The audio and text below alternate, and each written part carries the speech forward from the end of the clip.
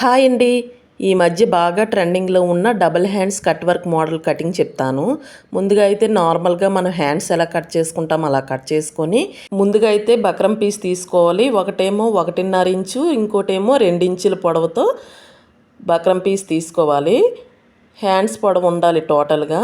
ఇలాంటిది ఒక పేపర్ ముక్క తీసుకొని అది ఫోల్డింగ్ చేసుకొని, ఫోల్డింగ్ వైపు 1 ఇంచ్ ఉంచి కింద వైపు ఒక 1/2 ఇంచు మార్కింగ్ వేసుకొని చూపిస్తున్న విధంగా మార్కింగ్ వేసుకోండి. అప్పుడు మీకు కట్ వర్క్ అనేది అంతా ఒకే లెవెల్గా ఉంటుంది. ఇలా కానీ ముందు తయారు చేసుకొని పెట్టుకున్నామంటే, ఇలా చేసుకున్న తర్వాత మనం బక్రం పీస్ తీసుకున్నాం కదా, 1.5 ఇంచ్ది ఫస్ట్ తీసుకొని 1 ఇంచ్కి మార్కింగ్ వేసుకొని స్కేల్తో ఈక్వల్గా లైన్ డ్రా చేసుకోండి. ఆ తర్వాత చివరి వైపు మనం ఎంత ఖర్చు పెట్టుకున్నామో అంత మార్కింగ్ వేసుకొని, మనం ముందుగా తయారు చేసుకున్న కట్ వర్క్ షేప్లో ఉన్న పేపర్ తీసుకొని బక్రం పీస్ అనేది సగానికి ఈక్వల్గా ఫోల్డింగ్ చేసుకొని మధ్యలో కదలకుండా ఒక పిన్ పెట్టేయండి. ఇప్పుడు మనం ఏదైతే తయారు చేసుకున్నామో ఆ కట్ వర్క్ మోడల్ పేపర్ తీసుకొని మధ్యలో నుంచి నేను చూపిస్తున్న విధంగా మార్కింగ్ వేసుకోండి.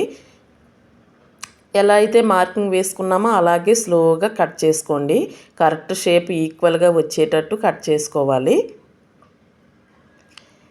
ఇప్పుడు ఒకటి తయారు చేసుకున్నాం కదా, ఇప్పుడు రెండోది కూడా 2 ఇంచులు తీసుకున్నది కూడా తీసుకొని నేను చూపిస్తున్న విధంగా మార్కింగ్ వేసుకోవాలి. స్టార్టింగ్లో అంటే ఒకదానికి రివర్స్లో రావాలి కాబట్టి స్టార్టింగ్లో సగానికి ఫోల్డింగ్ చేసి మార్కింగ్ వేసుకొని మిగతాది అది విప్పేసి నేను చూపిస్తున్న విధంగా మార్కింగ్ వేసుకోండి.